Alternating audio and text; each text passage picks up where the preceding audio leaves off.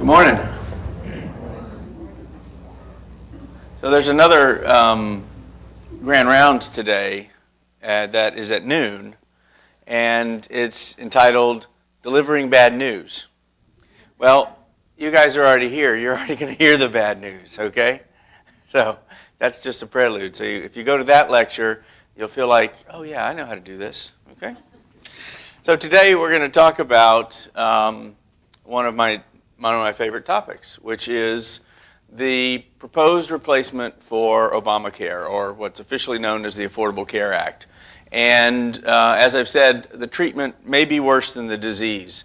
What is being proposed now by the Republican administration is, in some ways, a very strong counter to exactly what happened 8 years ago, when the Democratic administration in power at that time fast-tracked the Affordable Care Act and put it into law.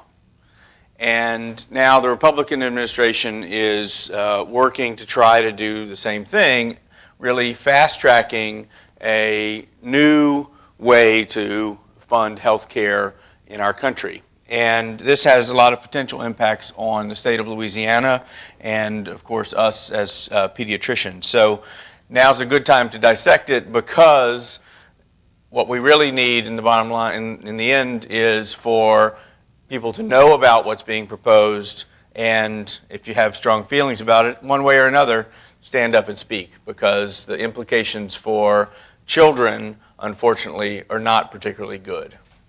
And that's where we as pediatricians want to be at the table. So while I am on the faculty here at LSU, I am serving also as Vice President of the Louisiana chapter of the American Academy of Pediatrics. My objectives are here. We'll identify some key components of the Affordable Care Act that are actually preserved in the American Health Care Act, the replacement. We'll try to understand the proposed change in the financing formula for Medicaid in the American Health Care Act, and comprehend its potential impact on Louisiana and especially our children. And we actually won't get to the time to discuss alternative strategies except for a brief period at the end. I have no financial conflicts related to this presentation, other than the fact that much of my clinical revenues are related to care for patients insured by Medicaid, and my comments are not meant to reflect the position of LSU, the state of Louisiana, or the Health Science Center. So let's get after it. So today we're going to talk about what we know as Medicaid. And for many of you, the financing of health care, especially under Medicaid, is something you probably haven't had to think about before, but it's an incredibly important topic, because so many of our children in Louisiana, at least 2/3 of the babies born in Louisiana, when they're born, are covered by Medicaid.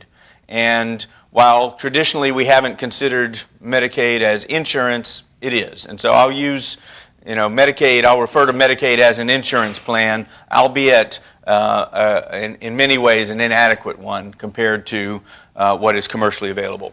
We'll talk a lot about the American Health Care Act proposal, and then focus on the implications for children. And this photograph is important, and what the Academy of Pediatrics is really trying to encourage pediatricians and also to use as its guide. Has anybody been whitewater rafting here? What's the number one rule? Stay in the boat. Stay in the boat. Okay? If you're out of the boat, you're sunk, literally. All right? So the Academy of Pediatrics is working very hard to stay in the boat and stay engaged and be a part of shaping what is to come to the best that we can, helping people understand it and helping our congressmen and senators really understand the implications of what they are proposing to fast track. So we're working hard to stay in the boat. So this little cartoon shows it very well. Here's in 2010, Ms. Pelosi saying we need to pass it to find out what's in it. And today we're saying we need to repeal it to find out what to replace it with. And this is the exact dilemma from 8 years ago.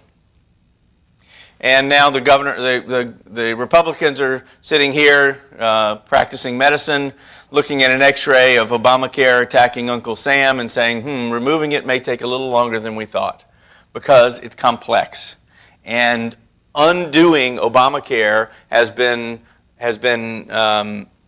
analogized as like trying to take eggs out of a cake after you baked it. It's very, very difficult, if not impossible. So there are some things that the Republicans have preserved. That's the little bits of good news we'll talk about today. But there are many things that are being proposed that make it difficult, partly because the Republicans are not just looking to repeal Obamacare, but they've taken the opportunity to make a big reach and pull in all of traditional Medicaid and fundamentally change how Medicaid is funded. So it's not just about repealing Obamacare that's on the table, it's that grab of traditional Medicaid that we're very, very worried about. Okay, so let's talk about insurance in the United States. We know that employee-sponsored health insurance covers about 172 million people in the United States. Medicaid is the second largest as a group, and it may be the single largest as an entity, a uniformly funded insurance plan in the United States. Medicare, a little less at 54 million lives covered. And Medicare is the one that is most rapidly increasing in number as our baby boomers age. Other things here, we still have about 29 million uninsured in our country.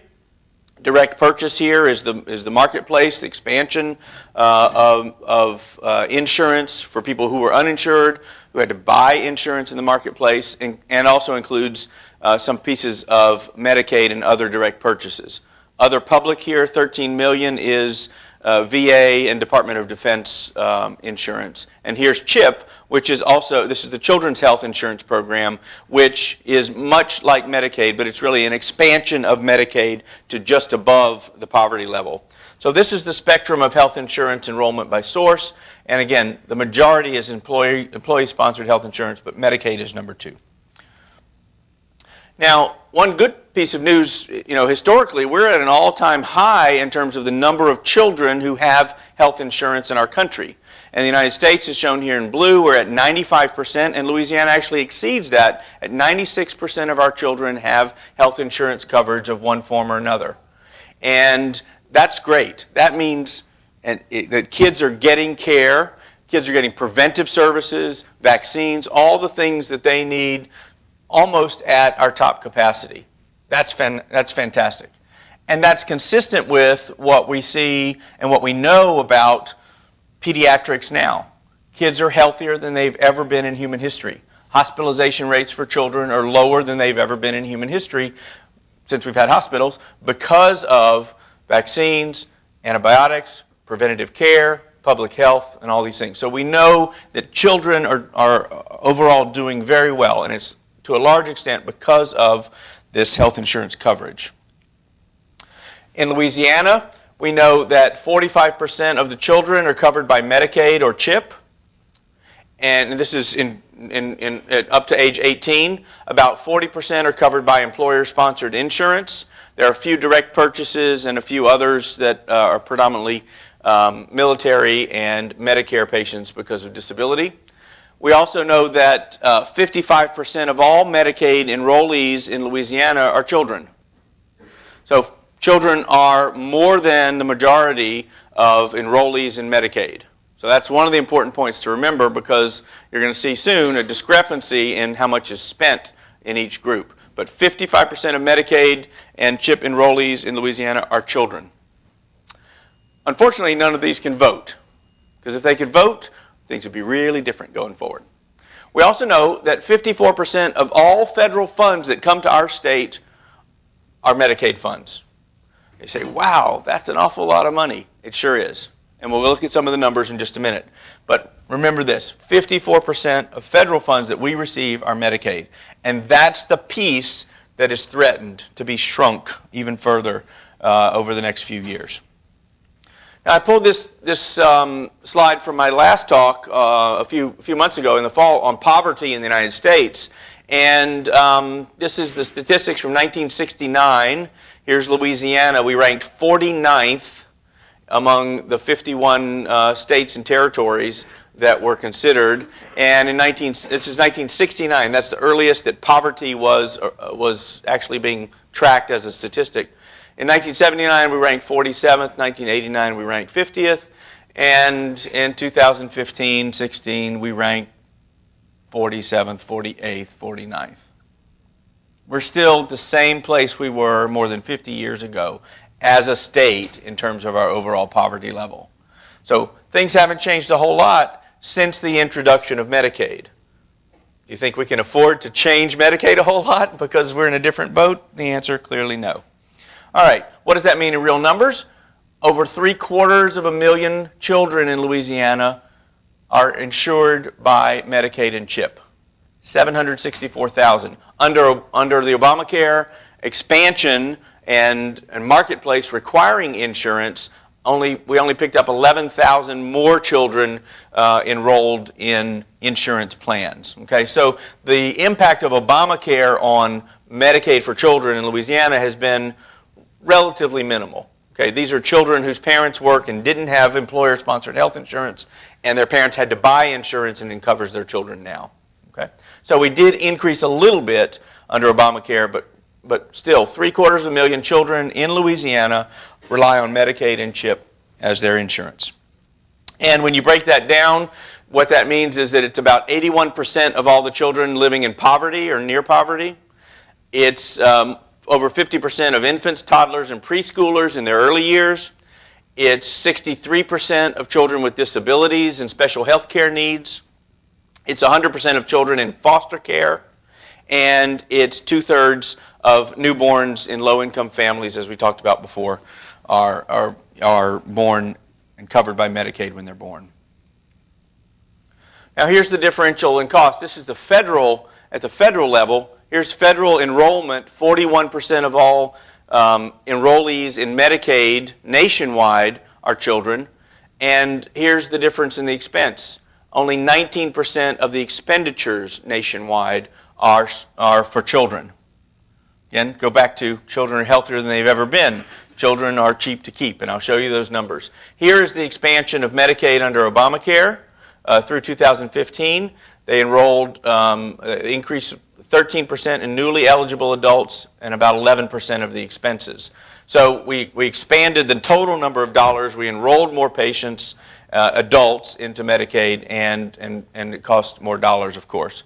But the point here is that children are nationally 40%, but in Louisiana more than 50% of the enrollees, and as a proportion of the expenditures, only 20% at the national level, and in Louisiana, 23% of the expenditures of Medicaid are for children.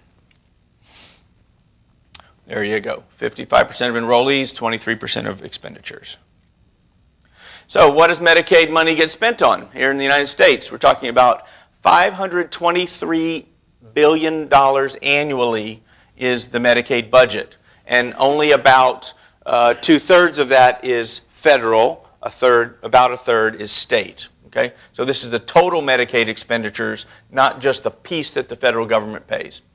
When you look at how those are broken down, hospitals are right at the top. 17% of federal expenditures of Medicaid or national expenditures of Medicaid go to hospitals, only 2.1% to physicians. And other big things, other acute care, this is urgent care centers and the like. Long-term institutional services in homes and communities or in institutions. Long-term, this is skilled services. Over 21%, 22% of Medicaid expenses are in this category. And we've moved a lot of the expense of Medicaid into managed care organizations. And in Louisiana, we're familiar with the 5 that we have. Nationally, it's a little over 40% of Medicaid dollars are spent through managed care organizations. In Louisiana, the breakdown is not a whole lot different. The hospitals are a little ahead. They make about 23% of the Medicaid dollars in Louisiana, and physicians about 2.3%. Long-term assisted living and assisted care down here, almost 30%, and our Medicaid managed care population is about 36% of the dollars in 2015. Okay? So now you see where the dollars go, and you can see that physicians really are not by any means the bulk of the cost. Drugs, in fact, are not by any means the bulk of the cost, about the same amount as physicians. We know that our population is aging, and these are old projections from the Census Bureau that in 2015 our state would have about 4.7 million people, and our over 65 population about 663,000, our over 85 population about 93,000. By the next 10 years, it's expected that our population is only going to grow in 10 years about 2%, but our over 65 population will grow over 30%. Makes sense. It's the retirement and aging of the baby boomers. Our over 85-year population will increase by about 16% over the next 10 years. And that portends a lot more healthcare costs in the care of our aging population. We absolutely know it. There's no two ways about it. Okay. So let's get to the American Health Care Act. This is released just not quite 2 weeks ago by the Republicans. It repeals much of the Affordable Care Act, puts in place new tax credits, and the major message I want you to get is that it drastically changes Medicaid. It's already been through 2 committees on the House side and is awaiting its day in court in the full Congress, the full House of Representatives. And if you ever thought that size matters, well, maybe it does. Here's the Affordable Care Act stacked up in thousands of pages, and here's the American Health Care Act. You can see how much smaller it is.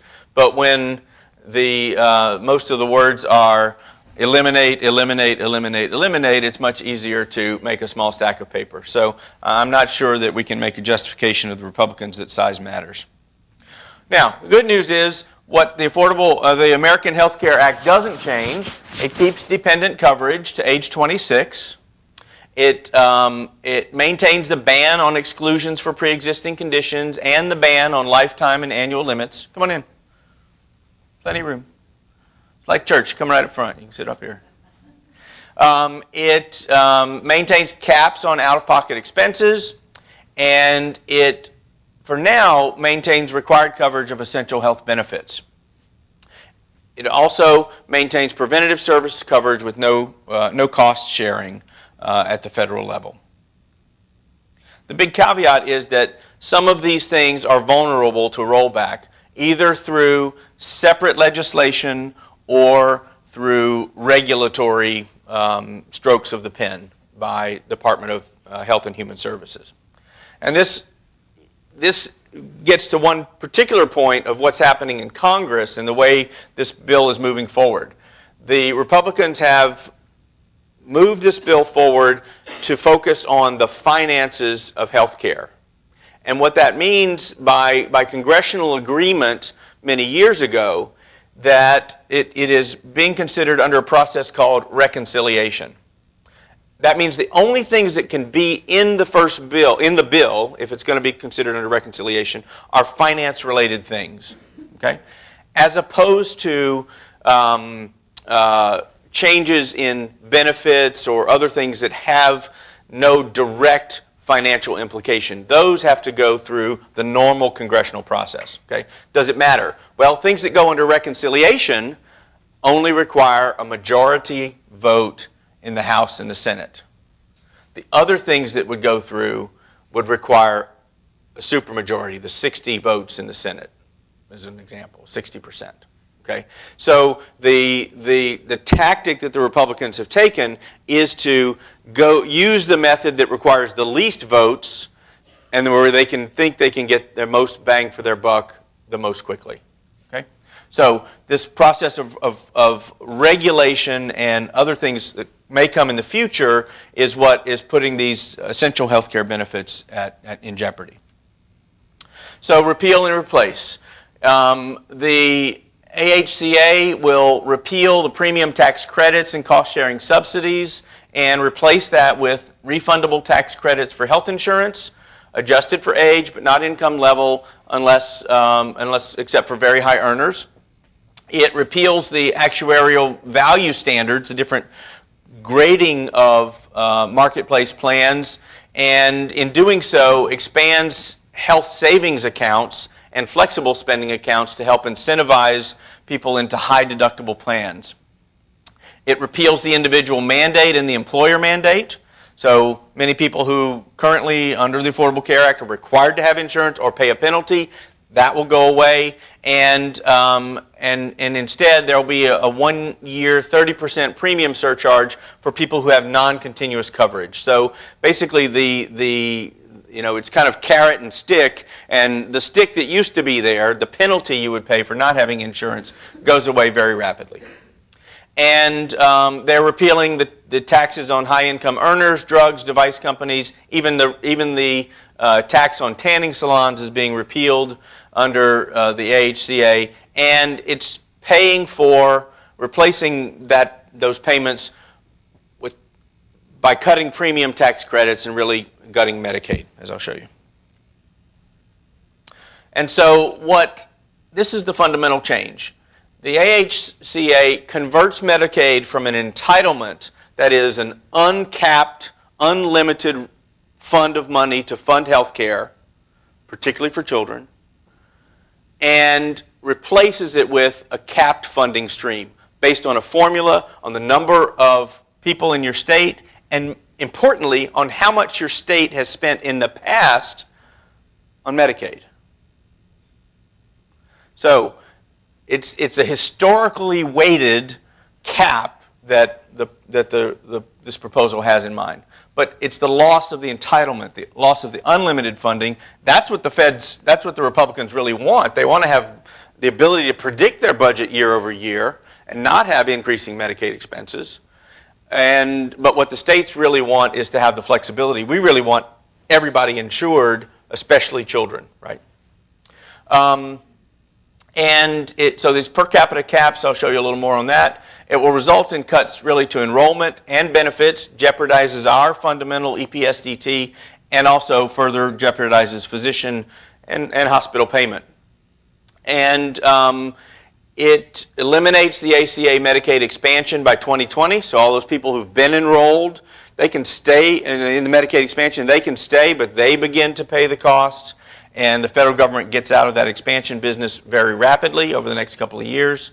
And it gives the states a little bit of flexibility to have grading scales of poverty for kids who go into CHIP, blocks Medicaid and other federal funding for Planned Parenthood for 1 year, and that, of course, has its overall controversy. So the bottom line and the predictions early on were that this would save the federal government $370 billion over 10 years. That's a lot of money. And the initial estimates from the Brookings Institute said about 15 million people would lose coverage. This past Monday, the Congressional Budget Office came out with its estimates and said that their estimated savings was $337 billion over 10 years, 14 million fewer insured by 2018, and 24 million fewer insured in 10 years.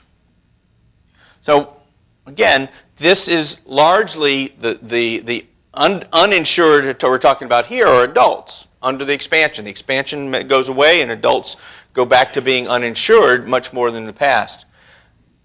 The money saved in Medicaid sounds like an awful lot, $337 billion. But over 10 years, what does that average out to be? $37 billion a year. How much does the federal government spend on health care? Take a guess. $940 billion a year.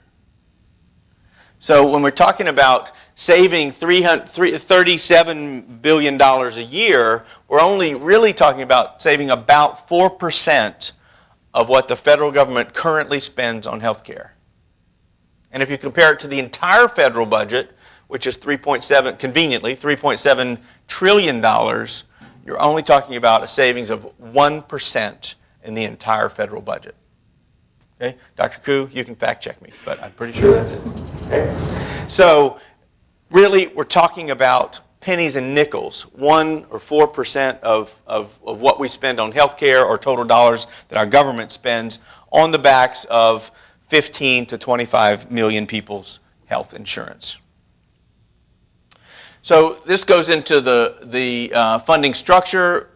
Initially, there was a lot of talk about block grants, which has not been a very popular thing, and so the Republicans walked away from that. What we're talking about right now is a per capita cap, and it's a per enrollee amount based on what group within Medicaid that a person is in. So for children, they have a certain amount per child. For disabled, a certain amount for disabled folks, a certain amount per for older person, and the like. So your demographic enrollment pattern predict what your cap will be.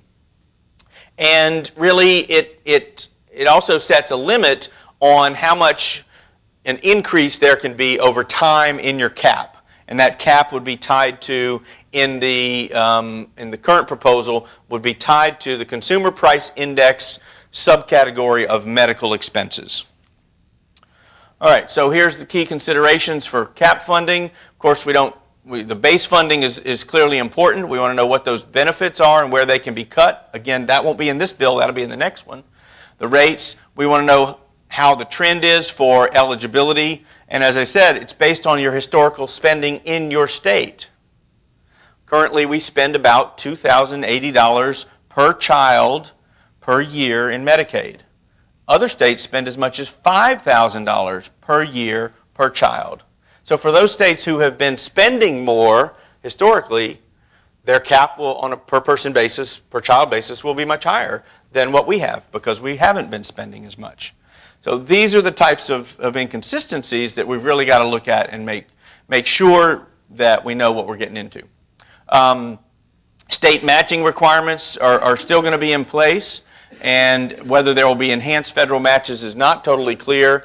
The disproportionate share funds, these are supplemental funds, and graduate medical education funds are also, in the case of the current proposal, not considered in the cap, but still a requirement for the states.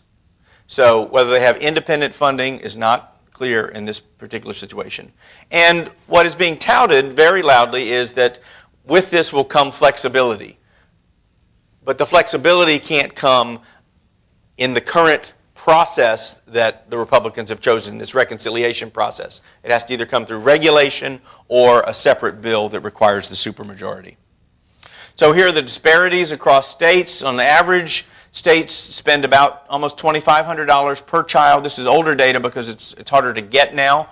But about $2,500 per child on average. Vermont spends over $5,000 per child in Medicaid annually. And Louisiana, as I said, is kind of right here in the middle. We're ranked 40th. We're at about $2,080 per child. When you look at disabled, you can see their costs are much higher. U.S. average is about $18,000 per disabled person in Medicaid. New York and Connecticut, both over $30,000 per year in expenditures on disabled patients. So the funding formula, two things. It depends on what category you're in, child, disabled, or elderly, and it depends on your historical funding levels for that particular age group. Clearly putting a state like Louisiana at a disadvantage. Okay, this slide has way too many words on it. And the important things that we wanted to talk about here were that this aggregate cap, just based on those per capita caps for enrollees in the 5 categories, and each enrollee group is based on historical spending. Where will that come from? It will actually come from your 2019 spending, will be the first target.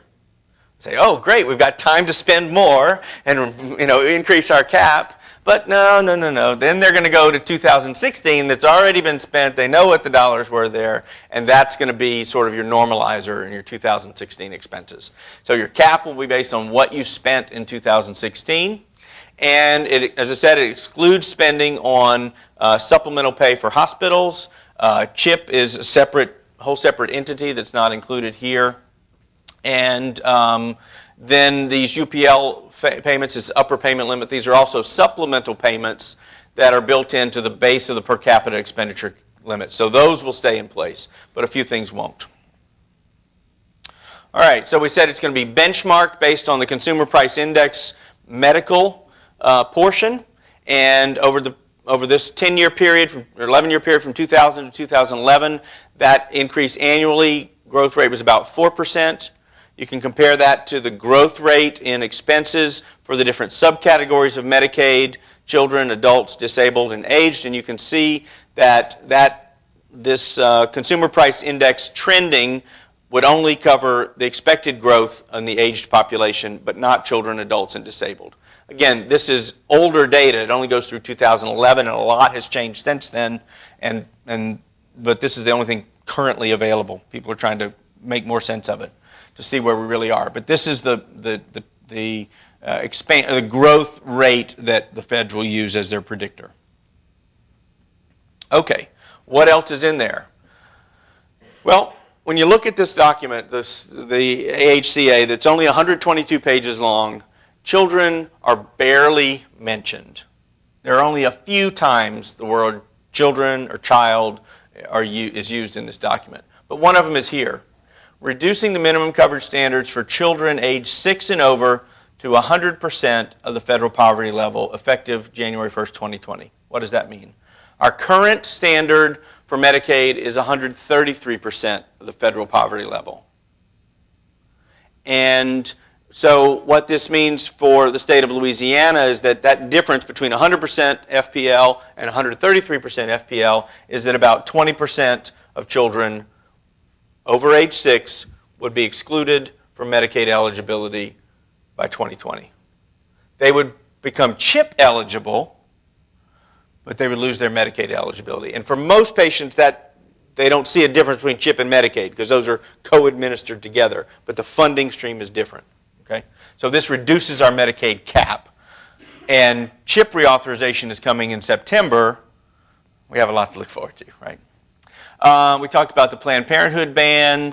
It would end things like the retroactive coverage requirement. That is, if a patient doesn't have Medicaid and they get hospitalized or have some catastrophic illness, there's a retroactive payment of 3 months of coverage until once they establish eligibility.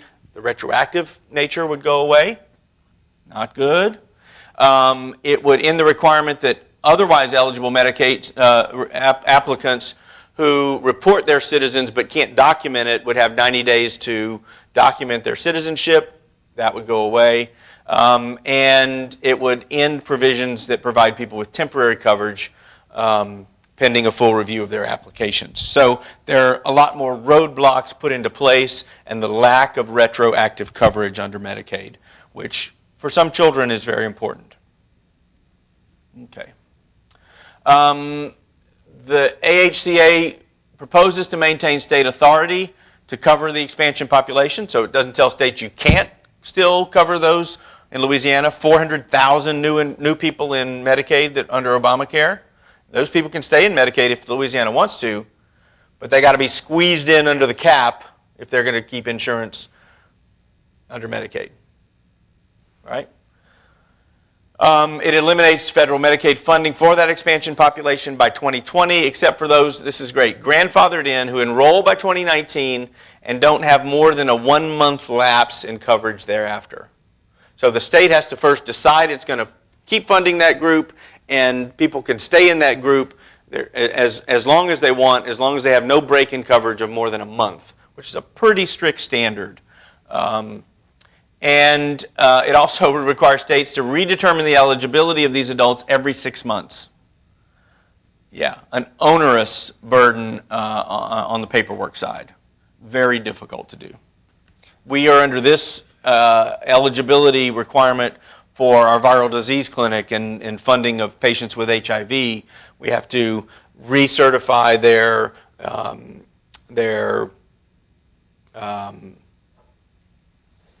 what do you call that? Salary, living conditions, all those things every 6 months. It is not pretty.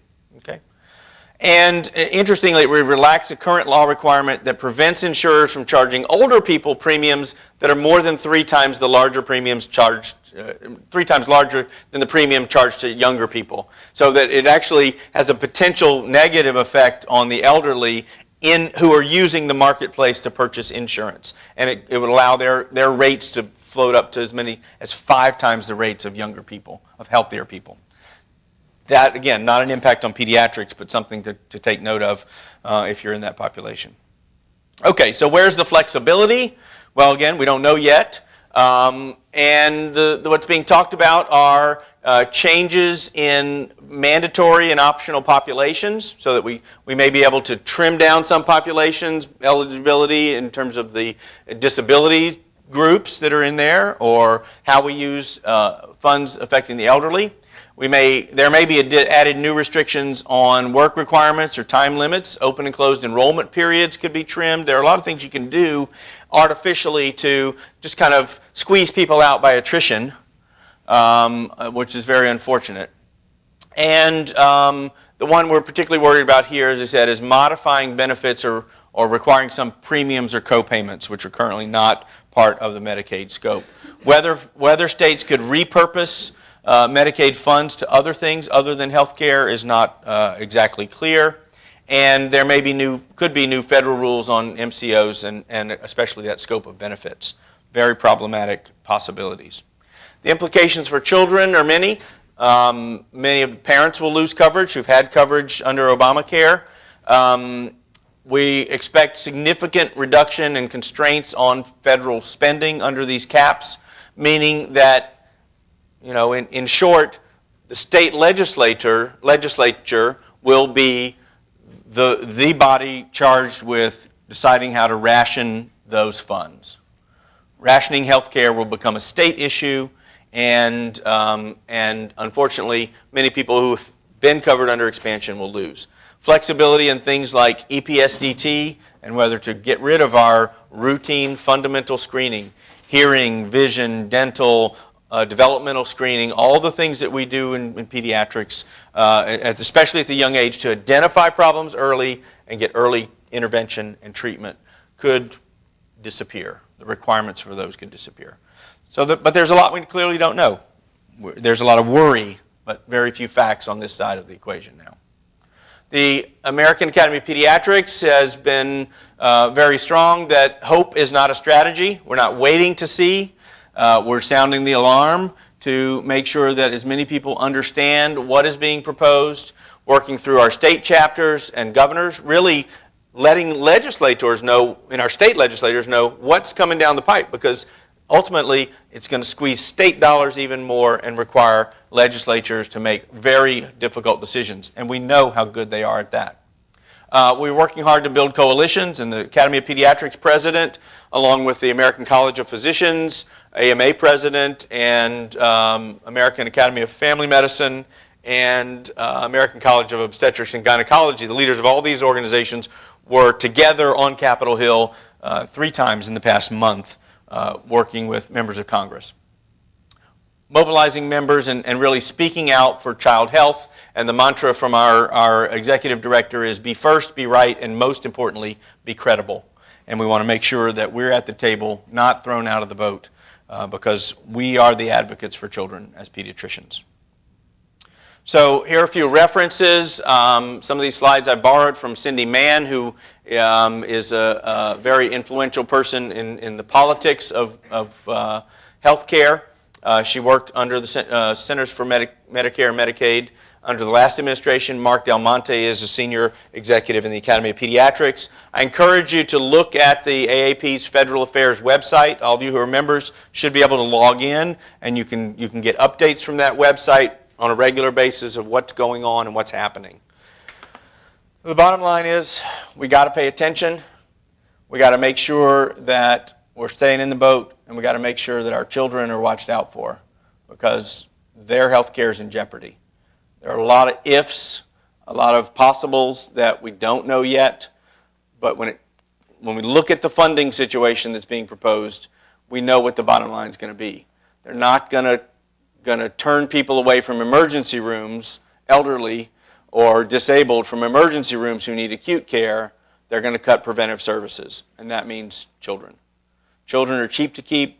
They're healthier than they've ever been, but we can't afford to go backwards on our care for children.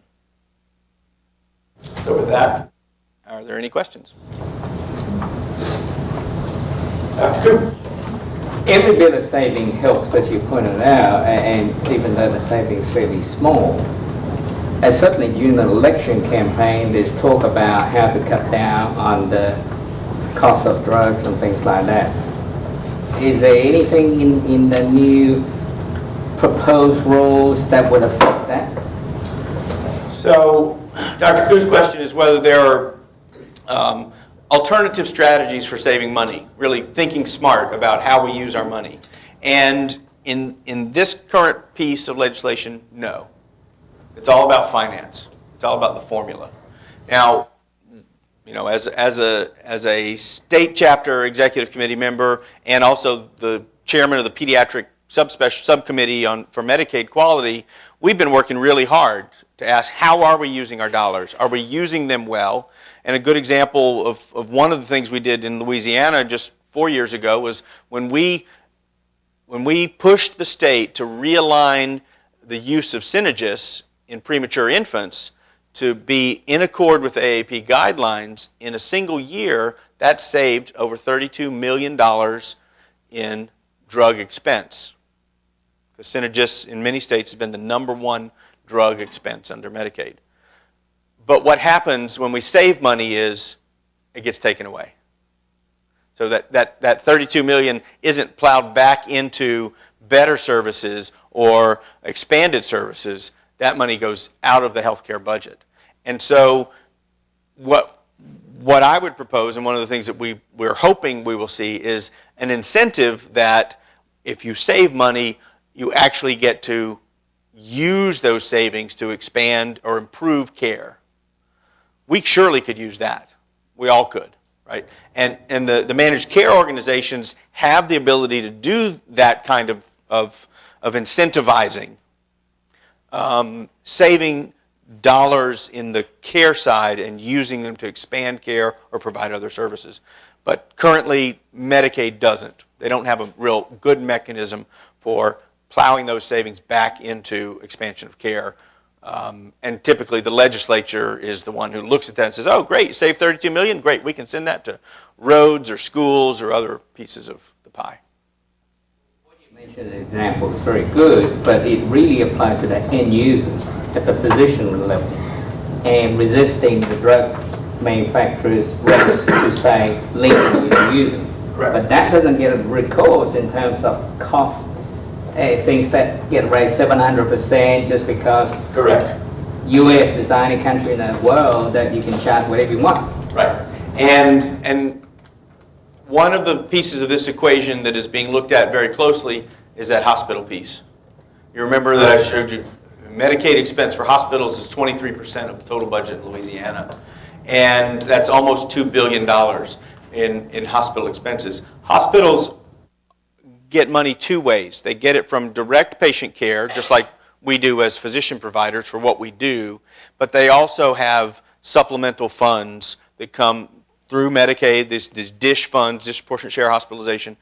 Those funds come from the federal government as a pass-through to hospitals, and the supposition about that is that it's based on what their true costs are. But I think that's just a supposition. And you know, every hospital has to file a cost report to the state to say this is how much we've spent, and so therefore we are eligible for X dollars. Please send it to us in small unmarked bills, those kind of things. So you know, that's a piece of the equation that we've really got to look at hard, because if we're going to save money, go where the big expenditures are. Hospitals, and down lower on the list was long-term skilled service care. That's a piece that both of those pieces will expand undoubtedly as our baby boomers age and retire. That's where the money gets squeezed. So if we're going to look at where we can gain efficiencies, be smarter medicine, be better doctors, etc., I think those are the pieces we got to look at first. Yes.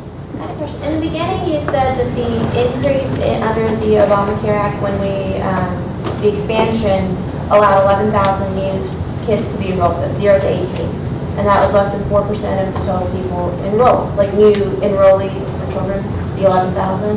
11,000, so yeah, it's less. So in our state, over 400,000 new enrollees, only 11,000 were children. So then in the American Care Act, you said if we decrease the enrollee percentage from the 133% to 100, those kids that are cut out, you said it would be almost 20%. So why is that the discrepancy if we increase by 4 or reduce by 10? Right, so the current Medicaid standard is that if a child is lives in a home that is at 133% of the federal poverty level or less in total income, they're eligible for Medicaid. So what's going to happen is that instead of having the 133% cap, they're going to squeeze it down to 100% of the federal poverty level over age 6. And so that group that's currently funded or eligible under Medicaid by federal law will get smaller. So we're going to lose about 15 to 20% of eligibility because of that change in where the cap is. Does that make sense? So currently, if you make no, it's not just the 11,000. That's a different pot. Those are the expansion population. This is talking about the traditional Medicaid population. The 764,000 that are currently in Medicaid in Louisiana, that's the group that will be subject to a tighter cap. Instead of 133% of federal poverty, 100% of federal poverty. But only above age 6, which is a smaller proportion, a little bit smaller proportion. So it's a double calculation to see where that number is.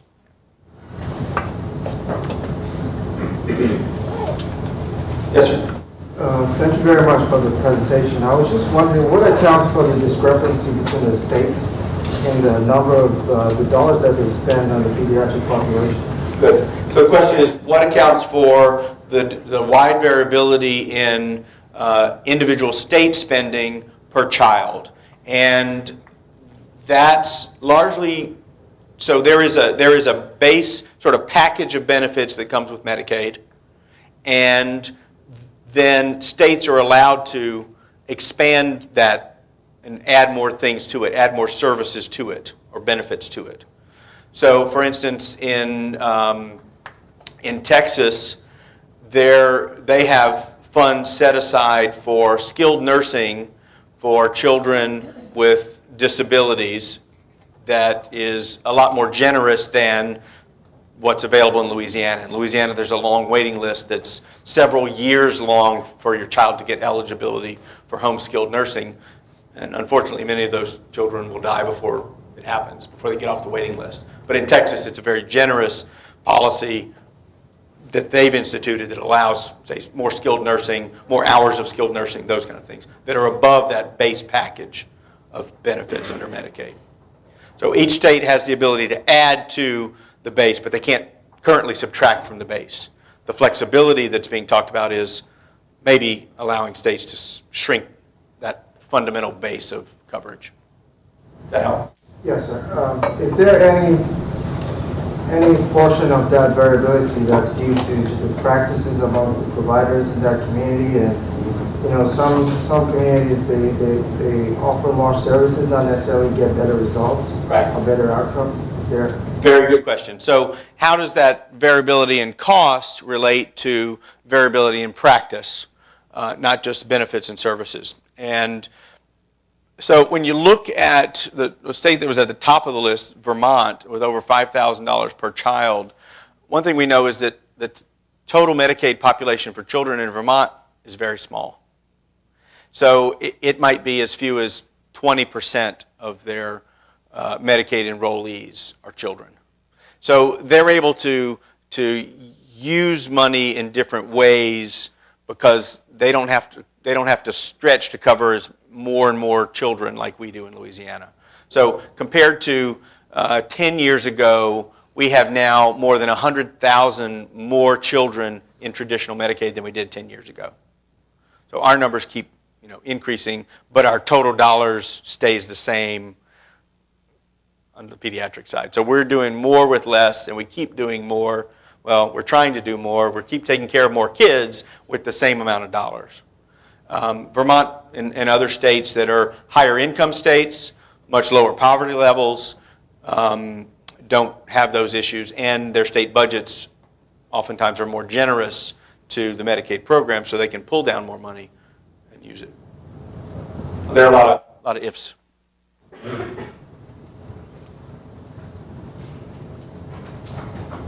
All right, speechless. But don't forget the noon conference on delivering bad news.